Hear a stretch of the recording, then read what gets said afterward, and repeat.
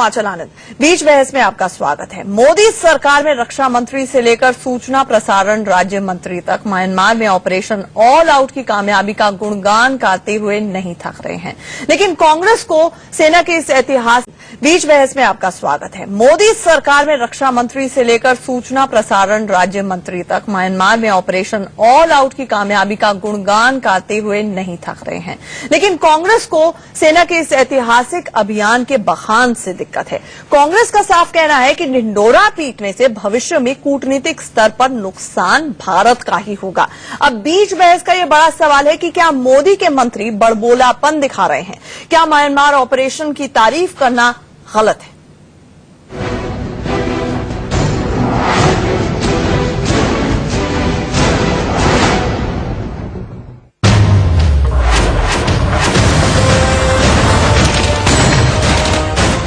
चाहे कोई भी देश हो जो ऐसे इरादे रखता है जिससे भारत या भारतीयों को नुकसान पहुंचे, उनके खिलाफ कब कार्रवाई होगी, कहां होगी, इसका इनिशिएटिव हमारे पास रहेगा। म्यांमार में ऑपरेशन ऑल आउट पर मोदी सरकार के मंत्रियों का बखान जारी है। इस फहरिस्त में अब रक्षा मंत्री मनोहर पर्रिकर भी शामिल हो गए हैं। But if the thinking pattern changes, a lot of things change. You are seeing it for last 2-3 days. A simple action against insurgents has changed the mindset of the full security scenario in the country. लेकिन Myanmar ने आज पहली बार सार्वजनिक तौर पर ये कहकर बड़ा सवाल खड़ा कर दिया कि भारतीय फौज ने उग्रवादियों को सीमा के पार नहीं बल्कि अपनी ही जमीन पर ढेर किया है। म्यांमार के राष्ट्रपति के दफ्तर से जारी बयान में कहा गया, हमारी सेना ने जानकारी दी है कि भारतीय सेना ने ये ऑपरेशन अपनी सीमा के अंदर किया है। हम अपनी जमीन से पड़ोसी देशों के खिलाफ कोई कार्रवाई नहीं होने देते हैं। भारत के इस अभियान पर म्यांमार सवाल उठा रहा है, तो मोदी सरकार के कुछ मंत्रियों के बयान पर पाकिस्तान ने आसमान सिर पर उठा लिया है। आर्मी में कहा गया है इसका मुंह तोड़ जवाब देना चाहिए। ख्याल में इनको मैं बताना चाहता हूं कि ना हमने, हमारी फौज ने और पाकिस्तान ने चूड़ियां पहनी हुई हैं, ना हम बर्मा हैं। मोदी सरकार के मंत्रियों की बयानबाजी पर आज कांग्रेस ने भी सवाल खड़े कर दिए। कांग्रेस का मानना है कि ऐसी कामयाबी का ढिंढोरा पीटना ठीक नहीं। कि मनोहर पर्रिकर जी को अभी तक शायद अपने पद की जिम्मेवारी और गंभीरता समझ में नहीं आई है। भारत के पास स्पेशल फोर्सेस कैपेसिटी और विल पहले से थी। सिर्फ एक अंतर था कि पहली सरकारें इस पे गंभीरता से बात करती थी, बड़बोलापन नहीं था। सेना इस पे अपनी बात कहती है, सरकार और मंत्री आपस में मुकाबला नहीं करते कि किसका बयान ज्यादा हो और किसकी पब्लिसिटी ज्यादा हो। अब बड़ा सवाल ये है कि क्या मोदी के मंत्री बड़बोलापन दिखा रहे हैं? कम से कम कांग्रेस तो यही कह रही है, जबकि मणिपुर में शहीद हुए जवानों के परिवार वाले कहते हैं कि पहली बार सेना ने अपना दम पूरी दुनिया को दिखाया है और देश को अपनी फौज पर गर्व है। हमारे भारत के जवानों को उन लोगों ने मार दिया जहाँ से आज हमारे जवान उनको मारे, हमें बहुत बड़ी खुशी है इस चीज के लिए। अब वो मार दीन तो हम लोग क्या करें, हम उनका मार दीन में सबका बहुत खुशी भाई, जब हमारे लोग सेना उनका मारे तो फिर सवाल ये भी है कि क्या म्यांमार ऑपरेशन की तारीफ करना गलत है? क्या ऑपरेशन ऑल आउट की कामयाबी को पूरी दुनिया को बताने में कोई दिक्कत है? आखिर क्यों कांग्रेस सेना के ऐतिहासिक अभियान को भी राजनीतिक मुद्दा बना रही है? Bureau report, India news. तो बीच बहस में बड़ा सवाल है कि विरोधियों को, दुश्मनों को मैसेज देना तो बहुत ज्यादा जरूरी था। इसकी रिस्पॉन्सिबिलिटी एक राजनीतिक स्तर पर ली गई, ये भी अच्छी बात है, लेकिन क्रेडिट लेने की होड़ लगना, इसके ऊपर सवाल उठ रहे हैं और यही बीच बहस का मुद्दा है। हमारे साथ चर्चा में इस वक्त मीम अफजल जी, जो कि कांग्रेस के वरिष्ठ प्रवक्ता हैं, वो जुड़ेंगे। श्रीकांत शर्मा जी, जो कि बीजेपी का पक्ष रखने के लिए हमारे साथ जुड़ रहे हैं, वरिष्ठ प्रवक्ता, और एक्स एम्बेसडर स्कंद राजन तयाल जी हमारे साथ जुड़ रहे हैं। सबसे पहले श्रीकांत शर्मा जी, आपसे ही ये सवाल कि इस तरह की सर्जिकल स्ट्राइक्स पहले भी होती आई हैं, बड़ी सर्जिकल स्ट्राइक्स हुई हैं। 1971 में श्रीलंका में हुई है, 1983 में मॉरिशस में हुई है, 1986 में सेशल्स में हुई है, 1988 में मालदीव में तख्ता पलट की कोशिश तक को रोका गया, लेकिन उसका इतना ढिंडोरा नहीं पीटा गया। और जितने भी स्ट्रेटेजिक एक्सपर्ट्स हैं, चाहे वो अजय सिन्हा जी हो, साहनी जी हो या फिर सुशांत सरीन हो, उनका कहना है कि ढिंडोरा पीटना ठीक नहीं है। फिर आपके मंत्रियों में क्यों होड़ लगी हुई है इसका क्रेडिट लेने के लिए? देखिए, मुझे लगता है कि कांग्रेस पार्टी अवसाद से ग्रस्त है और जब से लोकसभा चुनाव कांग्रेस पराजित हुई है और वो इतने नेपथ्य में चले गए हैं कि राष्ट्रीय सुरक्षा से जो जुड़े विषय हैं उनका भी वो कहीं न कहीं राजनीतिकरण करना चाहते हैं। भाई ये एक हमारे जो 4 जून को हमारे जो 18 जवानों पर जो घात लगाकर जो उग्रवादियों ने हमला किया था, आतंकवादियों ने हमला किया था, और उनको ऐसे ही खुले छोड़ देना और उनका पीछा करके उनको 8 तारीख को उन्हीं के कैंपों में जाकर उनको ठोकना और अपने सैनिकों की जो मौत है उसका बदला लेना, उनकी जो चिता जल रही है उसको शांत करना, ये मतलब ये कौन सा कुतर्क है जो कांग्रेस देने की कोशिश कर रही है? अरे ये देश का विषय है, आज पूरा देश इस पर गर्व कर रहा है कि अब भारत ये बर्दाश्त नहीं करेगा कि उनके सैनिकों पर आप हमला करो गुप्त तरीके से और हम सिर्फ कार्रवाई करने की बात कह के अपने आप को पीछे हटा लें। अब बात कार्रवाई कहने की भी और करने की भी है। अब ये समय आ गया है और इसकी शुरुआत हो चुकी है, तो इस पर कांग्रेस को पूरी तरह से सेना के मनोबल को बढ़ाने का काम करना चाहिए। और जो जिस पॉलिटिकल विल के साथ ये फैसला लिया गया है, ये सरकार देश की सरकार है, 125 करोड़ जनता की सरकार है, इस सरकार का एक पॉलिटिकल फैसला था, उसका सम्मान करना चाहिए। आप किसी ना किसी तरीके से कुतर्क लेकर आप इसको क्रिटिसाइज कर रहे हैं। जी, इसका जवाब दे तो बेहतर होगा। मीम अफजल जी, आपका प्रत्येक नागरिक इसको अप्रिशिएट कर रहा है। ठीक है, प्रत्येक नागरिक इस देश का अप्रिशिएट कर रहा है। बीजेपी का ये कहना है भाई सेना की हौसला अफजाई करना बहुत जरूरी था और 56 इंच रॉक्स अगर चल जाता है तो दिक्कत क्या है? इससे पहले 56 इंच था नहीं, क्या हमेशा के लिए भारत सॉफ्ट स्टेट बना रहे?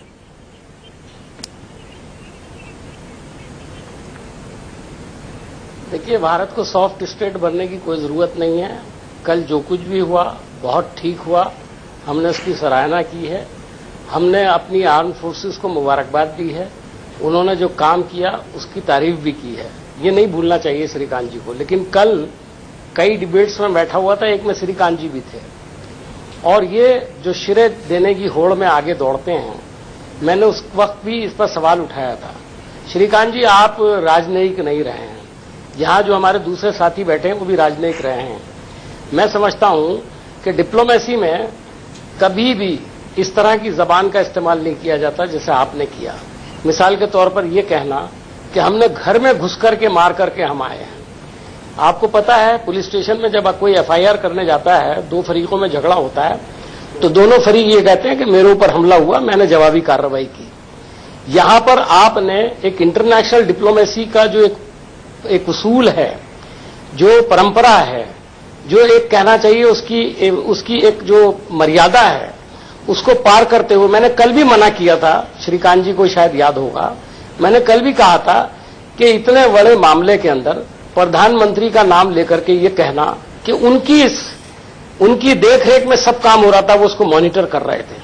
मुझे नहीं मालूम किन लोगों ने ये रिपोर्ट दी, हालांकि बाद में मीनाक्षी लेखी जी ने एक जगह इसको डिनाई किया, उन्होंने कहा कि नहीं, सरकार ने ऐसा कोई बयान नहीं दिया। लेकिन ये अखबारों में चल रहा था, कल सारे दिन टेलीविजन पर चला, शाम को मैं 4 कम से कम डिबेट्स में रहा हूं और मैंने यही बात भारतीय जनता पार्टी के प्रवक्ताओं को समझाया कि हर चीज में बढ़-बढ़कर बातें करना, बड़बोलापन करना बहुत ज्यादा अच्छी बात नहीं है। ये इंटरनेशनल डिप्लोमेसी का मामला है, इसमें बहुत ही संयम, बहुत ही समझदारी। श्रीकांत जी, आप मुस्कुरा तो रहे हैं, लेकिन नाजुक मामला है, ये नाजुक मामला है। अभी मेरे पास SMS आई है। एक मिनट जी, अच्छा, एक मिनट मेरी बात सुन लें आप पूरी। एक बात पूरी देखिए, आज म्यांमार के प्रेसिडेंट हाउस से इसका डिनायल आया है और जो कल मुझे खतरा था, मैंने कल कहा था, वो हमारे दोस्त हैं, उन्होंने हमारा साथ दिया है, आपका साथ दिया है, आपकी सरकार है, लेकिन भारत का साथ दिया उन्होंने। आप उनको परेशानी में मत डालें। ये सब बात कह के कि हम 7 किलोमीटर 10 किलोमीटर अंदर घुसकर किसी को मार के आए, दूसरे की सीमा में घुस करके हमने ये काम कर दिया है।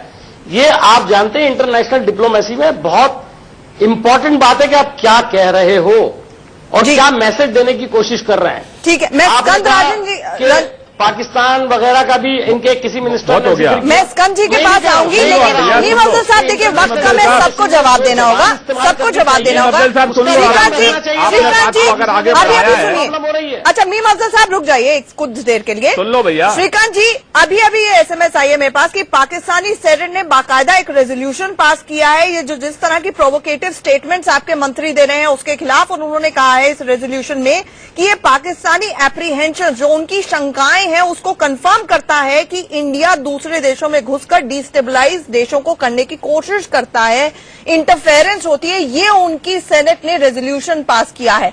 ऐसे में अपने पैर पे कुल्हाड़ी क्यों मारी जा रही है, ये एक वाजिब सवाल है। वो इसलिए क्योंकि जिस तरह मीम अफजल साहब ने कहा इंटरनेशनल रिलेशंस जेपरडाइज होते हैं, फ्यूचर में भविष्य में अगर कुछ ऐसे देशों का आपको सहयोग चाहिए और ज्वाइंट ऑपरेशंस के लिए नहीं मिलेगा अगर इस तरह का वर्डबोलापन मंत्रियों का रहेगा तो।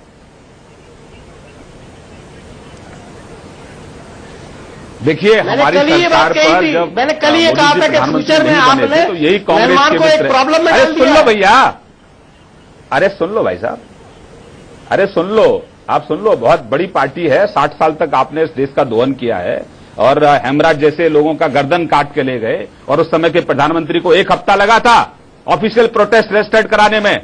और जब पाकिस्तान की तरफ से गोलाबारी होती है, आपके ही प्रधानमंत्री ने यह आदेश दिया था कि सफेद झंडे दिखाओ, वो समय बदल गया है।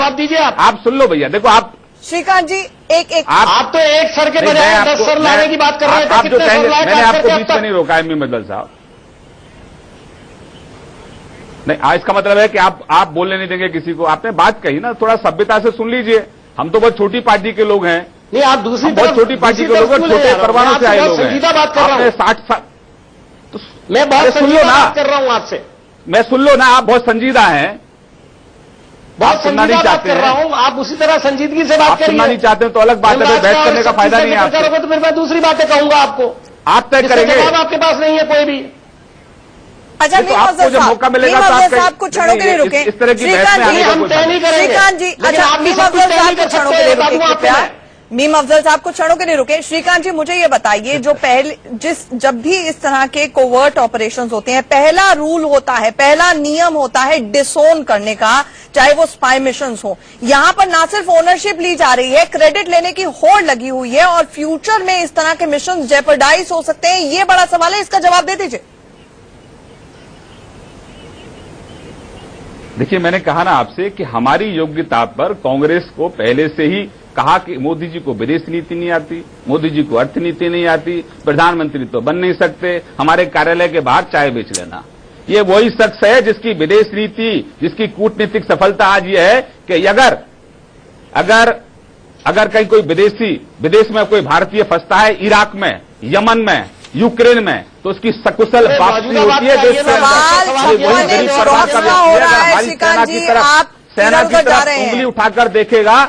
अरे आप यमन की बात नहीं हो रही है, नहीं जा रहे। हमारी म्यांमार में रहिए ना, 18 जवान आपके मर गए, तो क्या मिलेगा हम लोग को? चलिए मैं एक इंडिपेंडेंट पर्सपेक्टिव अगर आपको बोलने नहीं देना है और आप दोनों मिलकर अगर चाहेंगे कि आपको बोलने नहीं देना तो बुलाया। आप चाहते हैं कि कोई बोलना नहीं चाहिए। आप आराम से बोलिए, बहुत आराम से बोलिए। पूछा है आपसे अंचल जी ने। अच्छा मीम अफजल जी और श्रीकांत जी कुछ क्षणों के लिए अब आप दोनों ही रुके। मैं एक इंडिपेंडेंट पर्सपेक्टिव ले आती हूँ, ना आपकी ना उनकी, एक इंडिपेंडेंट पर्सपेक्टिव ले आती हूँ। स्कंद रंजन जी हमारे साथ जुड़े हुए हैं। स्कंद रंजन जी एक बात बताइए, ये बात बिल्कुल क्लियर हो चुकी है। करूँ तो आप मुझे इंटरप्ट करना शुरू करो। चर्चा नहीं होती है। मैं इसके बाद आप ही के पास आऊंगी, आप पूरा जवाब दीजिएगा। एक इंडिपेंडेंट पर्सपेक्टिव ले लेते हैं। स्कंद रंजन जी मुझे ये बताइए कि इस तरह से क्रेडिट लेने की होड़ लगी हुई है। अब ये सवाल उठाया जा रहा है कि इस तरह के कोवर्ट ऑपरेशंस को कभी ओन अप नहीं किया जाता है। क्या इस तरह की स्ट्रेटेजिक स्ट्राइक्स पहले नहीं हुई हैं, और अगर हुई हैं तो अब तक इसे ओन अप नहीं किया जाता था? अब इसे क्रेडिट लेना अंतर्राष्ट्रीय स्तर पर अपने पैर पर कुल्हाड़ी मारने जैसा है। देखिए, हर कार्यवाही का अपना एक संदर्भ होता है, अपने एक सर्कमस्टांसेस होते हैं। तो एक को दूसरे से, मालदीव्स में जो हम लोग गए या और जगह जो भी किया बांग्लादेश में गए तो उससे कंपेयर नहीं किया जा सकता है। यहाँ जो सबसे बड़ी बात ये है कि देखिए ये एनसीएसएन और ये सब ग्रुप्स खत्म तो हो नहीं गए, उनके और भी कैंप्स हैं, शायद म्यांमार में भी हैं। तो आगे के लिए हमें म्यांमार की सरकार को साथ लेके चलने की बहुत बड़ी आवश्यकता है। और जो भी ऑपरेशन इस समय हुआ है अवश्य ही उनको बताया गया है। देखिए कई लेवल पे होता है, खुफिया एजेंसीज की लेवल पर होता है, आर्मी की लेवल पर होता है और फिर विदेश मंत्रालय और गवर्नमेंट की लेवल पर भी होता है। सबके अपने अपने विचार और सोचने का संबंध अलग अलग होता है। कोई भी गवर्नमेंट, चाहे वो म्यांमार हो या बांग्लादेश हो या श्रीलंका हो, ये नहीं चाहेगा कि कोई दूसरे देश के फौज आके उनके टेरिटरी में कोई कार्य लेवल पर भी होता है। सबके अपने अपने विचार और सोचने का संबंध अलग अलग होता है। कोई भी गवर्नमेंट, चाहे वो म्यांमार हो या बांग्लादेश हो या श्रीलंका हो, ये नहीं चाहेगा कि कोई दूसरे देश के फौज आके उनके टेरिटरी में कोई कार्यवाही करे। तो अगर उनके प्रेसिडेंट के वहां से कोई स्टेटमेंट आया है तो उसकी एक वजह है, उसका एक लॉजिक है। तो मैं समझता हूं ये एक राजनीति का मुद्दा हमारे यहाँ राजनीतिक पार्टियों के बीच का नहीं है। जो सबसे बड़ी बात इस समय हमारी गवर्नमेंट को, गवर्नमेंट ऑफ द डे, उसको जो देखना है कि म्यांमार से इस तरह का कम्युनिकेशन हो, इस तरह के संबंध हो, हर लेवल पे हो, प्रेसिडेंट की लेवल से लेके जो ऑपरेशनल कमांडर्स वहां पे बॉर्डर पे एक दूसरे के साथ डील करते हैं उन तक, कि आगे भी इस तरह की कार्रवाई हम कर सके और उसमें हम म्यांमार की सेना को, उनकी गवर्नमेंट को और उनकी जनता को साथ लेकर चले। क्योंकि म्यांमार का, देखिए पाकिस्तान से तो कोई कंपैरिजन है ही नहीं। पाकिस्तान की तो आईएसआई ये पूरे टेररिस्ट भेजती है जी। तो ये मुशर्रफ जो अपनी बकवास कर रहे हैं उसका तो मैं कोई भी महत्व उसको नहीं देता हूं। दिग्विजय सिंह कांग्रेस के नेता कुछ कह रहे हैं, सुन लेते हैं। की बहादुरी का एक चित्र खींचा गया। अब ये बात सामने आई है कि म्यांमार सरकार कहती है कि ऐसा कुछ हुआ ही नहीं, जो भी ऑपरेशन हुआ वो भारत की सीमाओं में हुआ। अब उसमें जितने लोग मारे गए उसमें आतंकवादी कितने हैं उसको भी वेरीफाई किया जाना चाहिए, क्योंकि अभी झारखंड की एक रिपोर्ट आई है जिसमें कि कुछ ऐसे लोगों को नक्सलाइट के रूप में मार दिया गया जो कि इन पर एक भी मुकदमा दायर नहीं था। इन सब बातों पर तत्कालीन बयानबाजी और अपने आप की पीठ थपथपाने के बजाय सारी पॉलिटिकल पार्टीज को जिम्मेदारी से बिहेव करना चाहिए और इस प्रकार की परिस्थिति न बने, इस पर सचेत रहना चाहिए। सर, आपको क्या तनाव हो रहा है? रक्षा मंत्री इस तरीके से बयान दिया, उन्होंने कहा कि पार्टी लोग भी सावधान हो जाएं, उसके बाद मुशर्रफ साहब का बयान आता है। एक बात मैं आपको बता दूं, इस देश में जो माननीय मोदी जी ने वादे किए थे ये पूरे नहीं हो पा रहे। जनता में नाराजगी बढ़ती जा रही है और उससे ध्यान बांटने के लिए सारा प्रयास किया जा रहा है। मैं समझता हूं कि आज की आवश्यकता इस बात की है कि लोग कम से कम मीडिया इनसे पूछना चाहिए कि दाल 100 रुपए किलो से ज्यादा हो गई है। श्रीकांत जी जवाब दीजिए, ये सारे डाइवर्जनरी टैक्टिक्स हैं, आपके ध्यान बांटने की तैयारी है? देखिए, दिग्विजय सिंह का इतिहास है कि दिग्विजय सिंह आतंकवादियों के प्रवक्ताओं की तरह बात करते हैं। जो व्यक्ति उसामा को उसामा जी कहता हो, हाफिज को हाफिज साहब कहता हो, जो व्यक्ति बाटला एनकाउंटर के शहीद की शहादत पर सवाल खड़े करता हो, जो व्यक्ति बिहार में जो बम धमाके हो इनमें बीजेपी का हाथ बताता हो, ऐसे व्यक्ति से क्या कल्पना करेंगे कि वो आर्म फोर्सेस के पक्ष में कोई बयान देंगे? ये तो राजनीति करते रहे आतंकवाद के नाम पर, इसीलिए आज 44 पर टिके हुए हैं। पूरे प्रदेशों से इनकी सरकार समाप्त हो रही है। नहीं, सरकार के अगेंस्ट ये इसीलिए तो सरकार के अगेंस्ट बोल रहे हैं। जब 18 हमारे शहीद जब हुए थे जवान, तब ये कहां थे? तब तो इन्होंने कोई इस तरह का बयान नहीं दिया। जब जिन उग्रवादियों ने हमारे 18 जवानों को जो शहीद किया था, जब उनको ठिकाने लगा दिया गया है, तब ये अपने बिलों में से बाहर निकलकर उन आतंकवादियों के पक्ष में बयान दे रहे हैं। ये किस तरह की राजनीति कर रहे हैं? मतलब आपको आर्म फोर्सेस के मनोबल को बढ़ाना चाहिए, आपको इस सरकार के सिस्टम को एप्रिशिएट करना चाहिए। आप तो उल्टा पाकिस्तान की भाषा बोल रहे हैं। जो पाकिस्तान कह रहा है वही कांग्रेस के प्रवक्ता बोल रहे हैं। अरे भाई श्रीकांत जी, ठीक है, आप राजनीति करो, कम से कम राष्ट्रीय सुरक्षा से जो जुड़े विषय हैं उन पर तो कम से कम पाकिस्तान की श्रीकांत जी, भाषा मत मुझे एक बोलो। बात बताएं, मुझे एक बात अभी 5 बताएं। साल के लिए हमारी सरकार है, जब चुनाव आएगा तब आर पार की लड़ाई लड़ लेना हमसे। अंचल जी, चलिए मीम अफजल साहब कुछ कह रहे हैं। मीम अफजल साहब, जो 5 साल में आप जो गलती करेंगे आपको निशानदेही नहीं की जाएगी उसकी? क्या उसकी तरफ नहीं बताया जाएगा पर लोगों को कि आप क्या गलती कर रहे हो? हम अपोजिशन में भारतीय जनता पार्टी के मेंबर थोड़ी हैं आपकी तरह। अरे बताते रहो, लेकिन सुबह से शाम तक कम मोदी से जी कम की मनोबल तारीफ तो का गुलामी बनाते मत रहेंगे। गिराओ आर्म फोर्सेस का। नहीं श्रीकांत जी, मनोबल गिराने की बात अरे नहीं है, लेकिन क्या, जिस तरह हमने से कल बाकायदा म्यांमार में, सिक्योरिटी फोर्सेस की तारीफ की है, मुबारकबाद दी है उनको। ठीक है, मुझे ये बात बताएं श्रीकांत जी, जिस तरह से म्यांमार में आपने तो बाकायदा पूरी राष्ट्रपति इंटरनेशनल भवन को डिप्लोमेसी को खराब कर दिया। क्लैरिफिकेशन देनी पड़ी टायल जी ने फ्यूचर अभी जो में। कुछ कहा वो समझ में आया, मेरी बात अच्छा। समझ में नहीं आ रही, मैं तो अपोजिशन में हूँ। अच्छा, मीम टायल जी अफजल तो साहब, अपोजिशन एक में नहीं है। मिनट। मीम अफजल साहब, एक डिप्लोमेट मिनट। हैं, वो क्या कह रहे हैं जरा समझा आपने?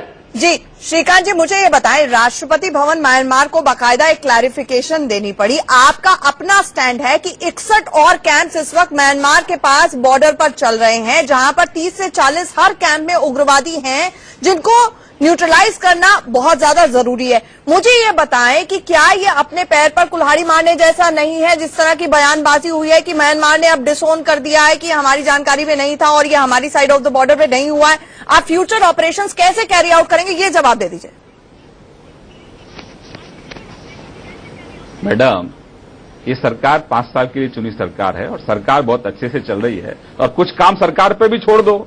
इसको मीम अफजल साहब को या दिग्विजय सिंह को पतला होने की क्या जरूरत है आतंकवादियों के पक्ष में? अरे सरकार है, सरकार तय कर लेगी, सरकार अपने तरीके से काम करती है। सरकार कैसे काम करेगी ना तो आप तय कर सकती है ना मैं तय कर सकता हूं, वो तो सरकार में बैठे जो लोग वो तय करेंगे। निशानदेही कर रहे हैं और करेंगे। और किसके पक्ष में हो आप? देश को बताएंगे कि आप अरे कितना पोटा आपने अच्छी हटा तरह दिया, शासन चलाते हैं। पोटा हटा दिया आपने। पोटा क्यों हटाया? हम आपके गुलाम नहीं है, भारतीय पोटा जनता हटाया पार्टी के मेंबर आपने, नहीं है। हेमराज की गर्दन काट कर ले गए और आपने वहां पोटा भी हटा, ठीक हटा। पाकिस्तान के समर्थन मैं में कहता भाषण हूं, देना बंद कर दो। नहीं, हेमराज की गर्दन भी हम ठीक काट के पाकिस्तान ले के गए। समर्थन में नहीं एक है, हफ्ता वो क्यों सेना लगा आपकी पाकिस्तान के सरकार को खिलाफ आपके प्रोटेस्ट लोग भी नहीं रेस्ट्रिक्ट कराने में? आज ही सीज फायर का उल्लंघन हुआ है श्रीकांत जी, पाकिस्तान की तरफ से। लाने का आपने तय किया था, कितने लोग जवाब नहीं दिया जा रहा। चिंता मत करो, आप चिंता करो, बातें आप करते चिंता हैं, करो सबका कि चैनल नहीं कैसे चले, सरकार कैसे चलेगी, उसकी चिंता सरकार में बैठे लोग कर लेंगे। नहीं, चैनल की हम चिंता कर लेंगे, लेकिन सरकार में वाजिब बैठे सवाल लोग तो बहुत उठाएंगे सक्षम है, ना वो श्रीकांत चिंता जी, कर रहे हैं उसके लिए सरकार गर्म को होने कैसे की क्या चलाना है। जरूरत है श्रीकांत जी। लेकिन एक बात बताएं हमें, अरे एक सवाल बात बताएं। उठाइए, सवालों का जवाब देने को हम लोग बैठे ना आपके सामने। ठीक है श्रीकांत जी, मुझे ये बताएं कि मनोहर आपसे कोई पर्रिकर सवाल जब ये नहीं पूछ कहते सकता, हैं आप अपोजिशन में कि हैं, आप पूछो, हर सवाल का जवाब दूंगा आपके में। आप डिक्टेटर है क्या? आपसे सवाल नहीं पूछा जाएगा? आप देश की पूरी जो फॉरेन पॉलिसी है उसका सवाल बेड़ा करेंगे, अरे तो आप मीम हमें अफजल देख करके देखेंगे हम लोग। इतना म्यांमार जैसे दोस्त को आपने खो दिया, मैं बता रहा हूं इतना आपको। क्यों उग्र हो रहे हैं आप? इतना इनपेशेंस क्यों हो रहे हैं? इतना श्रीकांत जी, इनपेशेंस मत होइए। श्रीकांत जी, पर म्यांमार आगे जैसे देश दोस्त के को लोग खो दिया है, आप मीम हमें अफजल साहब ने यह आरोप लगाया है, आपका जवाब। पाकिस्तान इनका सीना पाकिस्तान के खिलाफ क्यों नहीं खुलता है? अरे मीम अफजल साहब, आप तो पड़ोसी राज्यों में 18 साल तक नहीं गए। 750 वायलेशन हुए आपने तो हैं, पड़ोसियों को बिल्कुल 750 भूल ही गए। एक साल में, पिछले 25 साल में नहीं हुए। कोयले की दलाली में, स्पेक्ट्रम की दलाली में 12 लाख करोड़ लूटने में लगे रहे। नेपाल को आपने छोड़ दिया, भूटान को आपने छोड़ दिया, श्रीलंका को आपने छोड़ दिया, बर्मा को आपने छोड़ दिया। अरे चिंता कर लेते पड़ोसियों की तो इतनी कैजुअलिटी नहीं होती ठीक कभी। है। आपने तो पड़ोसियों की चिंता ही नहीं की कभी। ये बहुत दुर्भाग्यपूर्ण है अगर हम इसे अंतर्राष्ट्रीय स्तर पर इतना बड़ा सर्जिकल स्ट्राइक होता है, ऑपरेशन होता है, इसको डोमेस्टिक पॉलिटिक्स में अगर हम लोग उलझा कर रख दें तो बहुत दुर्भाग्यपूर्ण होगा। चलते चलते क्लोजिंग कमेंट में स्कंद रंजन जी से ले लेती हूँ। स्कंद रंजन जी, आम जनता को इस देश की समझाएं। हमें बहुत खुशी हुई कि पहली बार इतना प्रोएक्टिव सर्जिकल स्ट्राइक हुआ, पूरे देश में बहुत खुशी हुई। आर्मी की हौसला अफजाई करनी चाहिए, लेकिन जिस तरह से ढिंडोरा पीटा जा रहा है, और मीम अफजल साहब ने अभी कहा कि म्यांमार जैसे दोस्त को खो दिया है, ये बड़ा आरोप है। क्या वाकई ये सच है?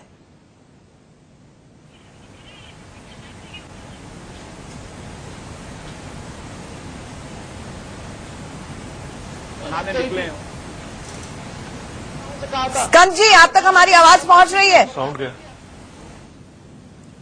लगता है आवाज नहीं पहुंच पा रही है, लेकिन ये बड़ा सवाल है कि इतना बड़ा ऑपरेशन करना हम सबको बहुत ज्यादा। स्कंद साहब, आप तक आवाज पहुंच रही है तो आपसे ये जानना चाहूंगी बस कि इतनी पॉलिटिक्स जो जी हाँ, हुई है, जी हाँ। बड़बोलापन देखिए, जो हुआ है, क्या हमने मैं ये म्यांमार कहना चाहूंगा, देखिए सबसे बड़ी बात यह है कि जो भी तत्व ऐसे हैं जो भारत का नुकसान करना चाहते हैं, चाहे वो टेररिस्ट हो, चाहे आईएसआई हो, चाहे हमारी अपने नॉर्थ ईस्ट के हों, उन सबको एक ये मैसेज जाना चाहिए जो शायद दोनों हमारे जो बैठे हैं वो भी चाहेंगे कि अगर वो भारत के खिलाफ। माफ कीजिएगा, मेरे पास वक्त बिल्कुल खत्म हो चुका है। आप सबका हमारे साथ जुड़ने के लिए बहुत बहुत शुक्रिया। बड़ा सवाल यही है कि मैसेज देना, पाकिस्तान हो चाहे चीन हो, बहुत ज्यादा जरूरी है, लेकिन मैसेज देने के चक्कर में क्रेडिट लेने की होड़ लग जाना अपने आप में ये कहां तक सही है, खासतौर से बड़बोलापन जिस तरह से मंत्रियों का नजर आ रहा है। हमारे साथ जुड़ने के लिए बहुत बहुत शुक्रिया। एक छोटे से ब्रेक